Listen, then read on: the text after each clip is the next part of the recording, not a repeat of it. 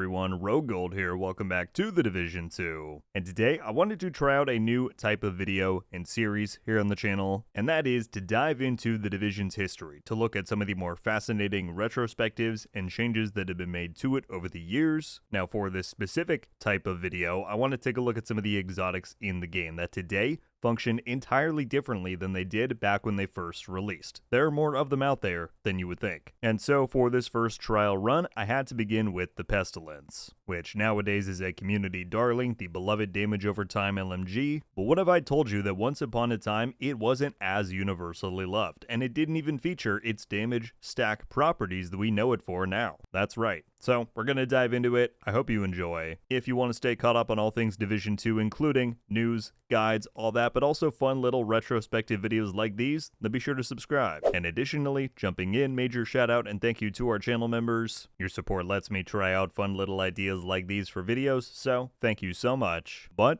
without further ado, let's get to this. Alright, so this is the Pestilence that we all know today. A very strong endgame weapon, one that has been buffed repeatedly in recent seasons, almost to an absurd level, but with a talent that revolves around building up damage tick stacks on enemies and spreading that to nearby enemies upon kill. Well, believe it or not, the Pestilence did not always offer these perks. Let's rewind the clock back to 2019. The Division 2 had just launched in March, players were grinding and gearing their way up for the release of Tidal Basin to finally unlock World Tier 5, and it was that update that delivered the Pestilence to players' hands. So this was one of the OG exotics in the Division 2. Now it was acquired very similarly to today, that being through Dark Zone bosses, but looting this weapon in 2019 gave you a very different weapon than the one you know today. Its talent came in 3 parts, as all Gear 1.0 weapons did, and here's what it did. Firstly, you had Plague of the Outcasts. After hitting the same enemy 20 times, that enemy is inflicted with Plague of the Outcasts. Whenever an enemy with Plague is killed, they leave a toxic cloud for 10 seconds that deals 200% weapon damage per second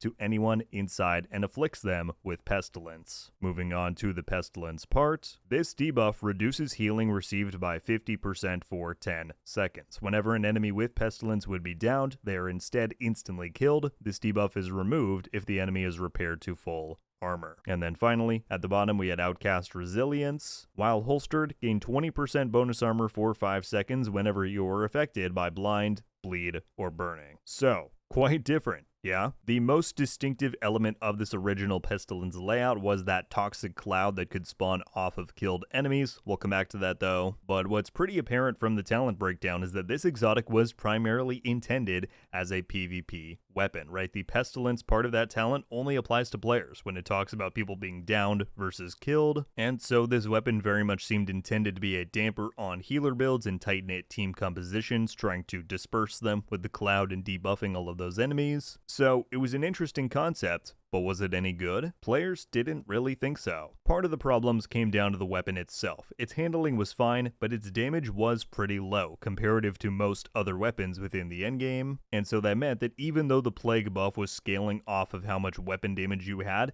that percentage didn't really matter when the base value itself was so poor. Now that toxic cloud mechanic was fun for many players, and it was cool in theory, but the result was usually pretty lackluster. It usually took too long to proc, requiring 20 hits on a single enemy, it didn't really do enough damage, and enemies were smart enough to mostly completely counteract it. If you were fighting NPCs, they knew to disperse from the cloud pretty quickly. If you were fighting players, which again seemed to be the intended usage of this exotic, could very quickly escape it given the small radius. And so, for a good many months, the Pestilence went widely unused and not very favored amongst the community.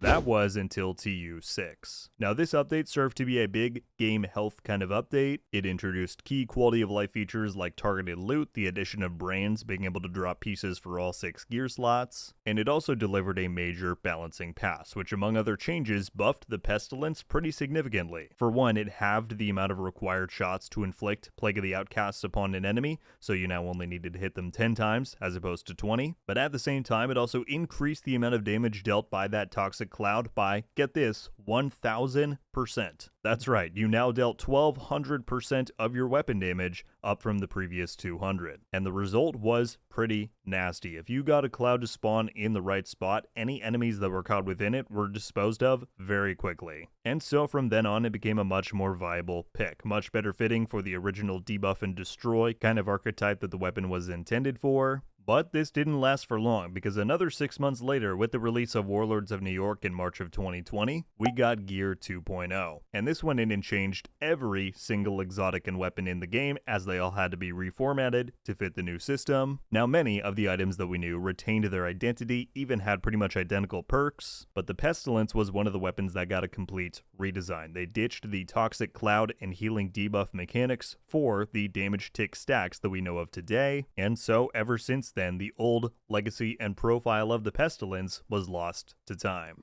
So, do I miss the old Pestilence? Well, I certainly think the idea of the Toxic Cloud was pretty cool. Had it had a greater range, I think that could have been a very interesting mechanic, even inside of PvP. But in the time that it was in the game, I think they never quite got its tuning right. And without question, the current implementation of the Pestilence nowadays in the Division 2 is certainly stronger than back when we first got it. But, you know, I do think it would be cool to see a world where the two ideas got blended a little bit. Maybe the damage ticks that we know of now last longer, but deal less direct damage, but then if the Toxic Cloud could also come into effect, maybe you deal even more damage to enemies who are within it, but also have the damage stack debuff on them. Who knows? I'm sure there's a million different ways they could do it, but with that, we conclude the history of the Pestilence exotic LMG. My friends, that is all I've got for you in this one. As is evident, and I mentioned at the start, experimenting with a new type of video and series here, so I hope you enjoyed it. Firstly, in relation to the topic of the video itself, I would love to know your thoughts on the Pestilence. Were you around back in the day to use the old version? Is this the first time you're hearing of it? How do you compare the two? But then also, I would love any thoughts and ideas you have about this format. Was it good? Bad? Any changes to it you'd want to see? Is it something you would actually want to see on the channel moving forward? If so, what weapon or items within the Division's history do you think I should focus on next? That's going to do it for me today, though. Very much appreciate you all watching. I'll catch you back soon, but until then, RogueGold out.